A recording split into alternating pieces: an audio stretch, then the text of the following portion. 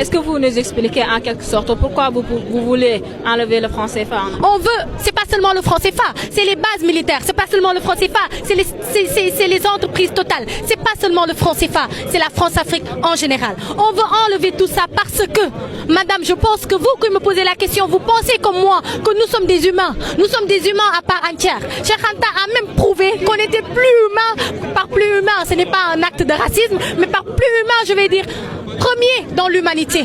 On est les premiers en tout. Si c'était une classe, j'allais dire qu'on a pris la première place. On a inventé la science des mathématiques, on a inventé l'écriture, on a inventé de par les hiéroglyphes, on a inventé la philosophie, on a inventé les pyramides, on a inventé la société.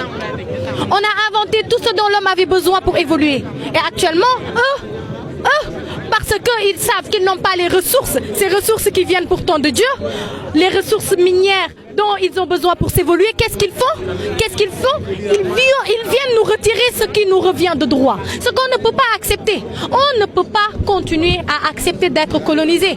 Nos ancêtres n'avaient pas le droit à la parole. Moi aujourd'hui, je peux me mettre devant 1000 personnes et dire ce que je pense. Nos ancêtres avaient le droit de se taire et de travailler dans les plantations. Si aujourd'hui, on dit que Kocc Barma n'est pas un philosophe, alors que celui qu'on dit être le père de la philosophie n'a jamais rien écrit, c'est des questions que la jeunesse d'aujourd'hui doit régler. Si aujourd'hui on traite l'Afrique de barbare, alors que ni Hitler ni Napoléon n'est africain, c'est des questions que nous, la jeunesse d'aujourd'hui, on a le devoir de régler. Raison pour laquelle on ne peut pas rester chez nous, on ne peut pas rester à manger et à boire comme ils le veulent, nègre, ventre plein, nègre content, non. Libération accomplie, nègre d'aujourd'hui content. Si vous avez un message à passer aux Africains en général et Sénégalais en particulier, ce serait quoi? Ce serait d'abord de leur dire qu'ils ne sont pas en train de trahir leur mission et ça se voit. De leur dire qu'on sent jusqu'ici les vibrations de Bamako, les vibrations du Congo, les vibrations de Brazzaville. Oui, on les sent jusqu'ici. De leur dire que cette terre-mère-là, pour laquelle ils se battent, en vaut la peine. Parce que cette terre-mère-là nous a donné là où habiter. Cette terre-mère-là ne nous a pas seulement donné le droit à la vie, mais a donné à toute l'humanité ce droit-là d'exister. Nous sommes contents de ces gens-là.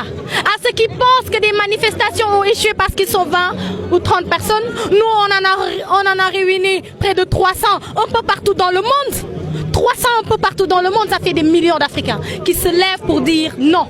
Qui se lèvent pour dire ça suffit, qui se lèvent pour dire abat l'impérialisme. Et ce n'est pas seulement des dires comme je le dis. Ce n'est pas une révolte qui se prépare, madame, non. C'est une révolution à grande échelle qui se prépare. Et on a les armes pour mettre fin à cette France-Afrique qu'on est en train d'exploiter. Me tuer moi ou tuer le président de l'ONG, Kémy Séba, ne changera rien. Parce qu'on a créé une jeunesse, vous avez vu ici des gens de tout âge, qui vont et qui sont en train de relever ce défi, qui est la libération de notre peuple.